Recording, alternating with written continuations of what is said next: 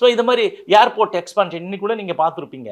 Airport இந்த சென்னையில் இருக்க ஏர்போர்ட் எக்ஸ்பான்ஷனை வந்து எனக்கு கொடுக்கக்கூடாது, அது முடியாது, என் பணத்து மேலே தான் நடக்கணும்னார். இப்போன்னா நடுவில் 2000 கோடி 20,000 கோடி செலவு பண்ணாங்க. இன்றைக்கி கூட 450 ஏக்கர் எடுத்து மீனம்பாக்கம் ஏர்போர்ட்டை நான் சொல்கிறேன், அதுக்கே வந்து விரிவாக்கம் பண்ணலான்னு சொல்கிறது யாரால், எதனால் தடை, அப்போ எவ்வளோ காசு கம்மியாக பண்ணியிருப்பாங்க, இப்போ என்ன நடந்து விட்டது, இப்போ அதை வந்து எடுத்து செய்கிறாங்க இல்லையா? இதே மாதிரி ஏதாவது ஒரு திட்டங்கள் வருதுன்னா அதுக்கு முன்னாடி இவங்க போய் பார்த்துப்பாங்க. இப்போ வந்து மது ஒழிக்கிறதுக்காக மது ஒழிக்க வழக்கு போட்டவங்க யார்? பூவுலகின் நண்பர்கள் சுந்தரராஜன் மற்றவங்க தான். இவங்கெல்லாம் அந்த கேஸில் இம்ப்ளீட் ஆனவங்க.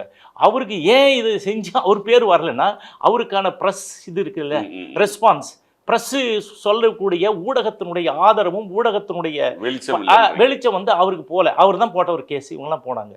8 வழிச்சாலைக்கு யார் போட்டது கேஸு? அவங்க தான் போட்டாங்க.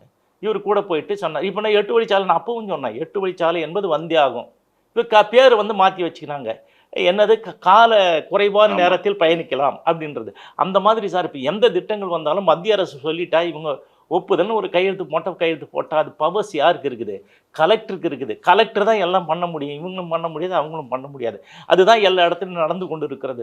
ஸோ இப்போ இவங்க வந்து நான் தான் பண்ணேன்னா பண்ணுவதற்கு ஏதாவது ஒன்றை சொல்லுங்கள்.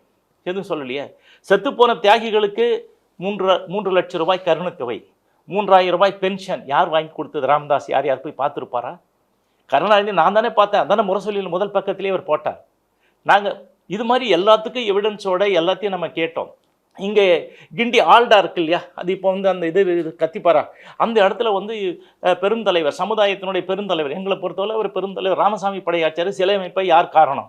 நானும் வன்னியடிகள் வாழப்படியார் 3 பேரும் போய் கலைஞர்கிட்ட முறையிட்டு சொன்ன உடனே அப்போ மேயராக இருந்தார் மு.க. ஸ்டாலின் அவர்கள். அவர் தான் உடனே துரித கதியில் அதை பண்ணி செஞ்சு கொடுத்தார். ஸோ இந்த மாதிரி இந்த சமுதாயத்துக்கு ஏதாவது நல்லது நடக்கிறது என்று சொன்னால், இப்போ மணிமண்டபம், அதுக்கு அரசு விழாலாம் நாங்கள் தான் கேட்டோம், கொடுத்தார். இவர் யாரை போய் கேட்டார்? அந்த சிலை கூட மதிக்கிறது கிடையாது.